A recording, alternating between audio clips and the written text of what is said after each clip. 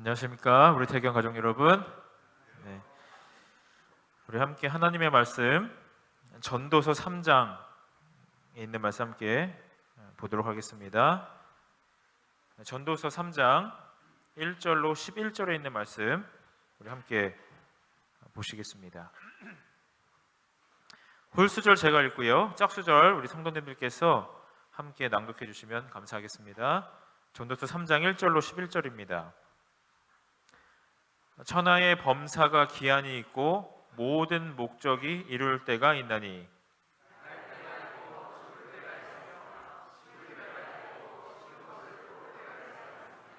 죽일 때가 있고 치료시킬 때가 있으며 헐 때가 있고 세울 때가 있으며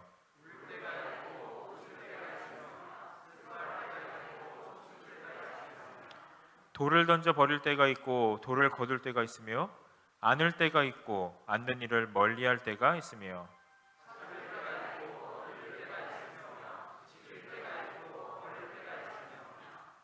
찢을 때가 있고 꿰맬 때가 있으며 잠잠할 때가 있고 말할 때가 있으며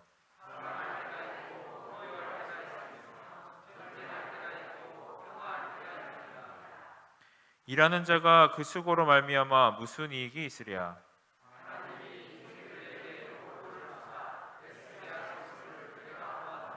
11절 같이 읽겠습니다. 시작. 하나님이 모든 것을 지으시되 때를 따라 아름답게 하셨고 또 사람에게 영원을 사모하는 마음을 주셨느니라. 그러나 하나님의 일을 시종을 사람으로 측량할 수 없게 하셨도다. 아멘. 감사합니다. 한 사람이 세상에서 가장 어리석은 사람이 누구이냐라는 질문을 했습니다. 여러분 생각하시기에 어떤 사람이 가장 어리석을까요? 여러 가지 의미에 따라서 다른 대답이 나올 수 있겠습니다만, 여러분들 보시기에 이 사람은 참 미련하다, 이런 사람 혹시 있습니까? 그 사람이 어떤 사람을 일컬어 참 이 사람 어리석다, 참 미련하다 얘기를 했냐면, 여름에는 더 죽겠다 그러면서 뭐가 빨리 오라고 생각을 해요? 겨울이 오면 죽겠다. 그래서 정작 이제 겨울이 오면 추워 죽겠다. 여름이 언제 오노? 하는 사람만큼 뭐한 사람이 없다는 거예요? 미련하고 어리석은 사람이 없다는 겁니다. 그래서 여름은 여름대로 살맛이 안 나고 겨울은 겨울대로 살맛이 안 나니까 인생이 무슨 맛이에요? 죽을 맛이에요. 그래서 이 때에 맞지 않은 삶의 모습과 태도만큼 우리의 삶을 참 살맛 안 나게 하는 그런 것이 없습니다. 또 그런 의미로 본다면 가장 지혜로운 사람이 있다면 어떤 사람일까요? 태풍이 불면 태풍이 부는 대로 그 마땅한 이유와 또 하나님의 섭리가 있음을 받아들이고, 또 때로는 뜨거운 태양볕 속에서 내가 살아갈 때가 있다면 그 태양볕 속에서 우리의 삶이 성숙해져감을 감사하는 가운데 살아가는 것이 참 현명한 사람이라는 것이죠. 오늘 이 솔로몬의 전도서 3장에서는 특별히 때에 대해서 이야기를 하고 있습니다. 저희가 지금 읽은 이 전도서 3장 1절로 11절에는요, 때에 대해서 기록을 하면서 총 28개의 때에 대해서 이야기를 하고 있습니다. 그래서 14개의 때는 긍정적인 때가 나오는가 하면 나머지 14개의 때는 부정적인 때가 나오고 있습니다. 그래서 이 솔로몬은 이 전도서를 기록하면서 그의 지난 날들을 이제 묵상을 하면서 모든 일에는 뭐가 있다는 겁니까?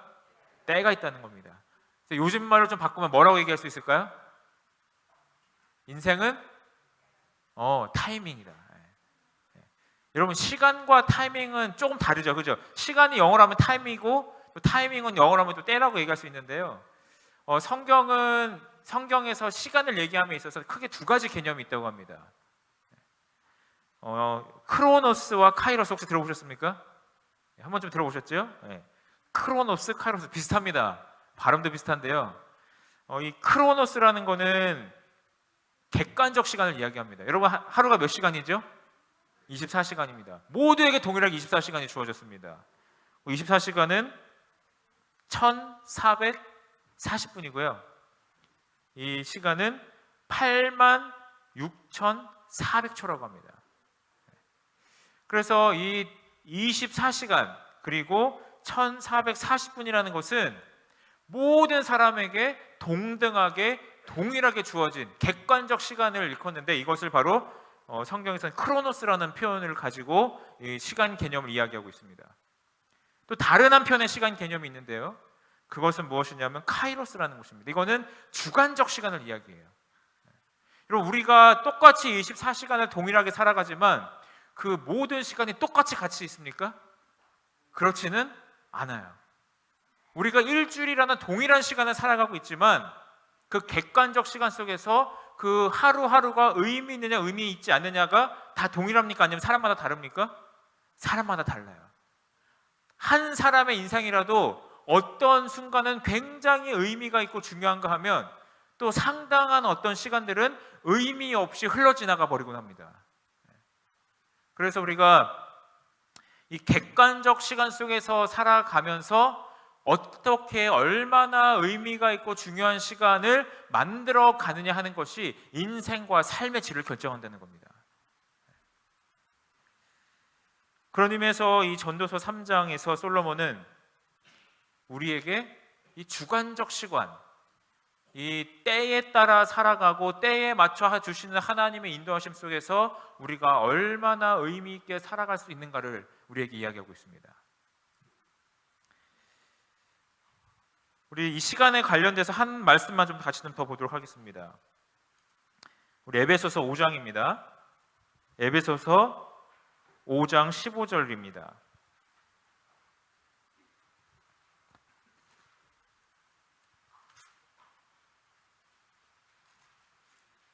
에베소서 5장 15절과 16절을 함께 좀 읽어볼까요? 그런즉 시작. 그런즉 어떻게 행할 것을 자세히 주의하여 지혜 없는 자 같이 하지 말고 오직 지혜 있는 자 같이 하여 세월을 아끼라. 때가 악하니라. 사도 바울 선생님께서 이 때를 아끼라, 세월을 아끼라고 얘기했는데요. 여러분, 여기서 세월을 아끼라라고 할 때 이 아끼다라는 표현이요, 어떤 표현이냐면 구속하다, 속량하다, 건져내다라는 뜻이래요. 때가 악하기 때문에 시간을 뭐라는 겁니까? 건져내라는 거예요. 이 말은 마치 그냥 아무 생각 없이 살아가게 되면 이 세상에 그냥 흘러져가는 이 조류 속에서 우리가 의도적으로 하나님의 은혜 속에서 무엇을 건져내라는 겁니까? 시간을 건져내라는 겁니다. 때가 악할수록. 여러분, 그렇다면 우리는 가만히 있어도 흘러가는 이 시간 속에서 의미 있고 가치 있는 시간을 어떻게 좀 건져낼 수 있을까요? 그냥 가만히 넋놓고 있어도 마치 물이 위에서 아래로 흘러가듯이 흘러져 가버린 이 시간 속에서 우리는 어떻게 삶의 의미를 찾고 하나님께서 원하시는 그 섭리대로 살아갈 수 있을까요? 시간을 구속하는 방법에 대해서 우리 실물교서는 이렇게 이야기를 합니다. 제가 읽겠습니다. 우리가 우리의 시간을 아낄 수 있는 단 한 가지 방법은 남아있는 시간을 가치 있게 사용하는 것. 우리의 시간을 아낄 수 있는 단 한 가지 방법이 있는데 그게 뭐라고요? 우리의 시간을 어떻게 사용하라고요? 가치 있게 사용하는 것인데, 그것이 무엇인가 하면 하나님의 크신 구속 사업의 그분과 동역자가 되는 것뿐이다. 그러니까 우리가 살아가면서 우리의 시간을, 물처럼 흘러가는 이 시간을 건져내기 위해서, 속량하기 위해서 우리가 할 수 있는 단 하나의 일이 있다면 하나님과 뭐가 되는 거라는 겁니까? 동역자가 되라는 것입니다. 이 세상에서 우리가 살면서 어떻게 이 시간을 구별할 수 있을까? 구속할 수 있을까요? 여러분, 세계 최고의 대학이 어디죠? S대? 삼육대학입니까? 네. 삼육대 좋은 대학입니다. 그죠? 네. 제가 삼육대 동문입니다. 네. 근데 보통 우리가 일반적으로 세계 인류대학 중에서도 가장 넘버원을 뽑는다면 뭐가 있습니까? 뭐가 있습니까?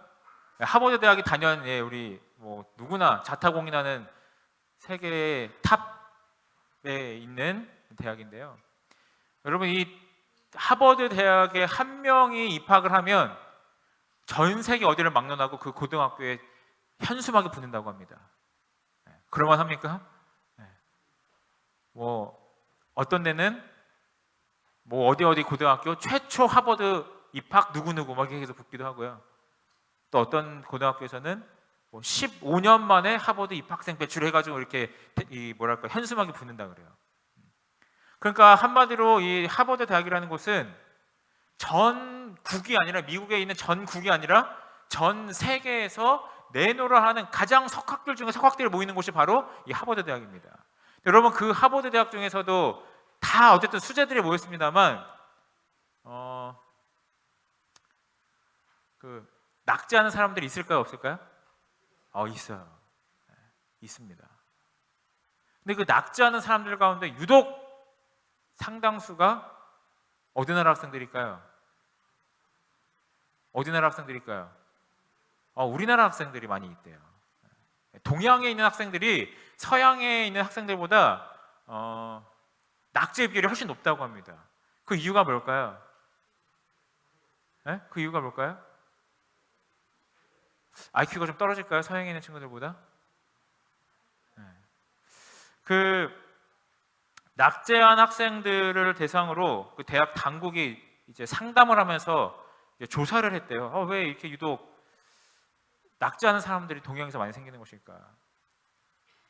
그 조사를 해보니까요, 미국이나 서양에 있는 친구들은 하버드 대학을 자기가 진정으로 원하는 꿈을 이루기 위한 과정으로 생각한다는 거예요.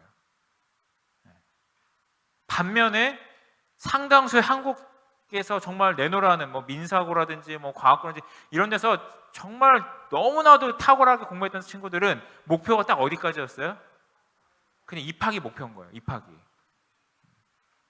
그러다 보니까 두뇌로 따지나 공부 양으로 따지나 뭐 하나도 빠지는 것이 없는 사람들임에도 불구하고 이 삶의 목표가 어디까지에 있느냐에 따라서 그들의 학업 태도가 현저하게 달라진다는 겁니다.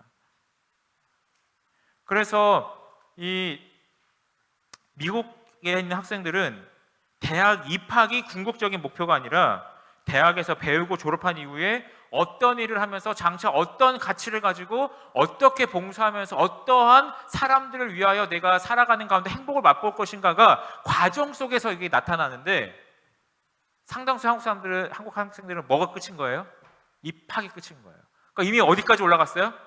삶의 끝에 올라갔기 때문에, 정점에 올라갔기 때문에 뭐 할 길밖에 없는 겁니까? 이제는 내려갈 길밖에 없는 거예요. 그래서 이 연구 속에서는 이렇게 얘기를 합니다. 이 대학이 최종 목표가 아니라 뭐에 불과할 뿐이라고요? 과정에 불과할 뿐이다. 여러분, 하나님께서 우리에게 때를 허락하셨습니다. 여러분, 우리가 이 하버드 대학을 가거나 아니면 크게 사업가로 성공하거나 정치인이 되거나 이러한 목표를 갖는 것이 하나님의 뜻에 반하는 것일까요? 아니면 하나님께서도 그렇게 하기를 원하시는 것일까요? 우리 재림교회에서는 정치인이 나오면 됩니까? 안 됩니까? 될까요? 안 될까요? 저희 재림교회에서 정치인 나와야죠.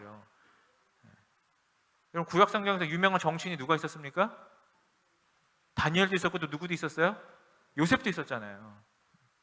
여러분, 재림교회에서 아주 정말 세계에서 10손가락 안에 드는 재벌이 나와야 됩니까? 나와야 되지 않습니까? 나와야죠.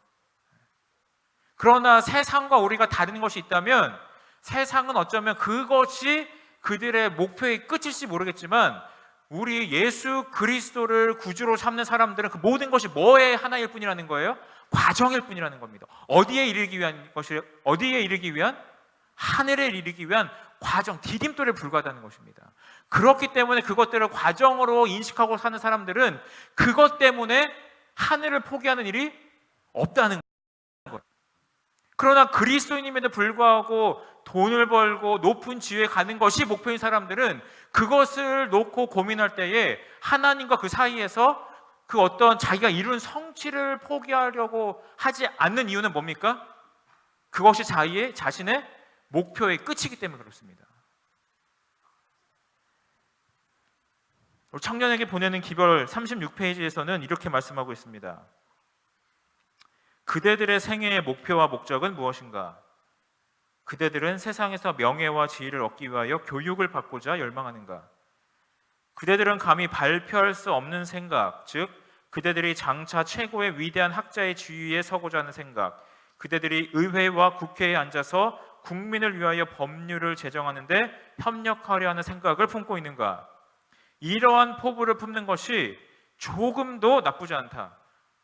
다시 말해서 어떻다는 거예요? 하나님께서 이런 것들을 얼마든지 우리 청년들과 우리 재림교인들이 그렇게 하기를 바라신다는 겁니다. 그대들은 각자 자기의 목표를 세울 수 있다. 그대들은 결단코 저열한 학식으로 만족해서는 안 된다. 높은 목표를 세워라. 그리고 이 표준에 도달하기 위하여 혼신의 노력을 기울이라. 그러나 이 모든 것은 하나님으로부터 나와야 한다. 위대함의 기초가 하나님을 경외하는 데 있기 때문이다. 사랑하는 성도 여러분, 여러분이 각자 계신 그곳에서 여러분이 서 계신 그 분야에서 기꺼이 정점에 설 수 있는, 그리고 그렇게 설 만한 노력을 하는 우리 모든 믿음의 가족들이 되면 참 좋겠습니다. 그런데 우리가 이제 한 가지 기억해야 될 것은, 우리가 그러한 때에 맞춰서 인도하신 하나님의 발걸음에 인도하심에 맞춰서 나아가는 그 이유가 그것이 정점이기 때문이가 아니고, 그것이 우리의 삶의 목표가 때문이기 아니고, 무엇이라는 겁니까? 하늘로 나아가기 위한 과정이고, 이 모든 우리의 삶의 발걸음의 위대함의 기초가 어디에 있다고요? 여호와 하나님께 있음을 기억하는 가운데 우리의 삶의 목적이 분명할 수 있기를 간절히 기도합니다.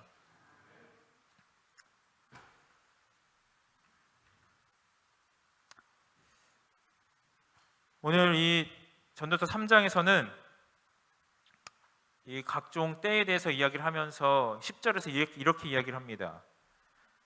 하나님이 인생들에게 노고를 주사 애쓰게 하신 것을 내가 보느라. 하나님께서 인생들에게 뭘 주신다고요? 노고를 주신다는 거예요. 노고. 솔로몬은 사람의 인생을 보면서 모든 일에는 때가 있음을 말하고 있고, 또 올라갈 때가 있으면 내려갈 때도 있고, 평안할 때가 있으면 불편할 때도 있고, 한마디로 인생이란 좋을 때가 있다면 언제도 있다는 거예요. 좋지 못할 때도 있음을 이야기합니다. 여러분, 근데 하나님께서 왜 때에 따라서 우리의 삶에 이런 수고와 이 노고의 무거운 짐들을 허락하실까요?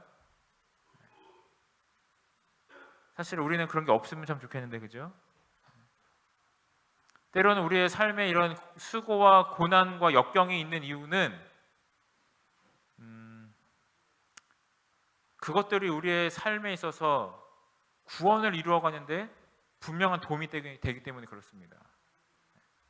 여러분, 이 아담과 하와가 죄를 지은 이후에 천연계 많은 죄의 결과들이 나타나기 시작했습니다. 그렇죠? 하나님께서 그 아담과 하와에게 죄의 결과들을 통하여 그들의 구원을 이루어가는데 하나의 도움이 되는 작은 계단들로 만드셨음을 우리는 알게 됩니다. 그 생애빌 12페이지에서는 이렇게 얘기하고 있습니다. 그분은 가시덤불과 잡초들이 자라도록 허용하셨다. 그분께서 시련과 고통을 허용하셨으므로 사람의 생애가 수고와 걱정으로 채워지게 되었다. 그 고통들은 그들의 유익을 위한 것이었다. 그들은 사람들을 죄가 빚어낸 수치와 파멸에서 건져내어 구원하는 데 도움이 되었다. 도움이 된 게 무엇이라고요? 가시덤불과 잡초들. 그래서 하나님께서는 그분께서 직접적으로 우리에게 주신 것이 아니지만 죄의 결과로 우리에게 이르러온 것이지만 그것들을 선용하셔서 그것이 우리에게 뭐가 되기를 원하신다는 거예요? 구원을 이루는 도움들이 되게끔 하신다는 것입니다. 그래서 때로는 우리의 삶에 우리가 원치 않음에도 불구하고 삶에 역경과 고난이 있을 때가 있습니다. 지난 주말에 우리 남집사님 몇 분들과 함께 우리 슈퍼맨 캠프를 좀 다녀왔습니다. 항상 매년 3040 가족 캠프를 갔다가요, 올해는 이제 남자들 따로 여자들 따로 이렇게 좀 시간을 가져보려고 이렇게 좀 다녀왔는데요. 일요일 아침에 이제 래프팅을 했어요. 그 동강에서. 그때 저 장로님 몇 분도 같이 오시고 목사님도 오시고 해서 했는데 두 대로 나눠서 좀 탔습니다. 근데 이게 노를 젓고 가다 보니까 이게 묘하게 경쟁이 생겨가지고 마지막에는 저 그 바위가 보이는 거에 누가 빨리 가나 이렇게 좀 이렇게 경쟁을 했어요. 근데 제가 그날 이 노를 젓고 와가지고 집에 왔는데요. 난생 처음으로 파스를 붙였습니다. 어깨에. 얼마나 어깨가 아프건지 잠을 못 자겠는 거예요. 그래가지고 그날 어깨에 파스를 붙이고 몸살에 걸려가지고 그래도 즐거웠습니다. 여러분, 근데 제가 이제 그 노를 젓고 하는 거는 사실 평소에 거의 해본 적이 없었거든요. 노를 젓다 보니까요, 배가 앞으로 가는 원리가 무엇이죠? 이 노를 물에 꽂아서 땡기잖아요, 그죠? 그러니까 이 노가 이 물을 가만히 있으려는 물을 땡기려는 그 힘 때문에 보트가 뭐 어떻게 되는 거예요? 앞으로 나가지 않습니까? 그러니까 이 물에 저항이 있지 않고는 보트가 뭐 할 수 없는 거예요? 앞으로 나아갈 수가 없는 거예요. 여러분, 때로는 우리의 삶도 그와 같지 않은가 생각이 듭니다. 우리는 우리의 삶에 아무런 저항이 없기를 원해요. 그러나 그런 순간에 하나님께 때로는 우리의 삶에 저항을 이렇게 여러 군데 이렇게 곳곳에 두십니다. 그것을 힘 삼아서 뭐 하라는 거예요? 앞으로 나아가라는 것입니다. 우리가 우리의 삶에 있는 여러 가지 비록 원치 않는다 할지라도 삶의 곳곳에 숨어있는 저항들을 통해서 그 저항들의 힘을 빚어서 우리가 저 하늘에 갈 수 있는 동력을 얻습니다. 우리 인생을 이미 여러 해 사신 우리 믿음의 우리 부모님들께서는 이미 아시지 않습니까? 우리의 삶 가운데 가장 하나님을 처절하게 붙들었던 그때가 언제였는지, 그리고 그 삶의 저항들을 견뎌내고 하나님 붙들었을 때 우리의 하나님을 향한 그 신뢰와 믿음이 얼마나 깊어졌는지 우리 믿음의 노독들께서는 더 잘 아시리라 생각이 듭니다. 하나님께서 이 모든 때를 주관하시는 가운데 우리의 삶에 수고를 두시는 이유, 삶의 저항을 두시는 이유, 그것들을 통하여 우리가 하늘로 나아갈 수 있는 동력을 얻을 수 있기 때문입니다. 혹 그런 저항의 순간에 있는 분들이 계시다면 그 저항을 여러분의 발돋움하는 디딤돌로 삼으셔서 저 하늘로 한 걸음 더 가까이 나아가실 수 있는 우리 모든 믿음의 가족들이 되시기를 간절히 바랍니다. 그래서 한 사람은 이렇게 이야기를 했습니다. 필멸의 세상에 있는 어려움들이 우리를 겸손하게 하고 순화하고 가르치고 축복할 때 그것들은 하나님의 손에 놓인 강력한 도구가 되어 우리가 더 나은 사람들이 되게 해준다.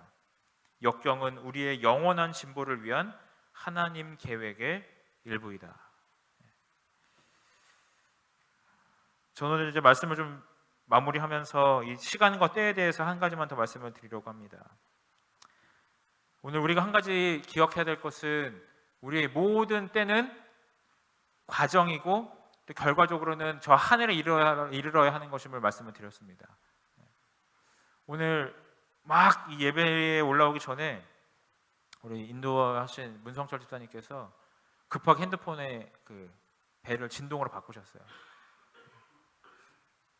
얘기를 들어보니까 병원에서 24시간 콜 대기를 하셔야 된대요. 이제 수술실이죠, 집사님? 네. 이제 뭐 아까 잠깐 뭐 얘기하시는 거 보니까 이번 주만 해도 벌써 2분을 이제 보내드려야 하는 그런 시간을 보내셨던 것 같은데요. 그러니까 제가 보니까 이런 분들은 쉬어도 무엇을 염두에 두고 쉬는 거예요? 병원에서 코를 염두에 두고 쉬시는 거예요. 밥을 먹어도 옆에 핸드폰을 놓을 수 없는 이유가 무엇을 염두에 두고 밥을 먹기 때문에 그렇습니까? 병원에서 환자를 위한 콜이 오면 바로 달려나가야 되는 그것을 염두에 두고 밥을 먹는 것이죠. 저는 아까 그 짧은 순간 통해서 오늘 우리 재림 성도의 삶이 어쩌면 그런 삶이 되어야 되지 않을까 생각을 합니다. 우리에게 주어진 때에 맞춰서 살아가는 가운데 우리가 공부를 하든 아이들을 양육을 하든 아니면 교회에서 어떤 봉사를 하든 무엇을 하든지 간에 우리의 염두, 우리의 그 생각의 끝은 어디에 가 있어야 돼요? 하늘에 가 있어야 된다는 것입니다. 그러므로 오늘 우리가 하는 모든 것들은 과정이고, 그렇기 때문에 이 모든 과정의 끝은, 과정의 목적은 저 하늘에 우리가 분명히 고정되어 있을 때 우리의 삶이 허무한 삶이 아니요 하나님 안에서 가장 가치 있고 의미 있는 삶이 될 것을 믿음의 눈으로 바라봅니다. 오늘 하나님께서 은혜 주셔서 우리 모든 태교원 가족들의 삶을 그러한 과정과 끝 사이에서 언제나 하늘을 붙들고 살아가게 하시는 은혜 주시기를 바라면서 말씀을 마치겠습니다.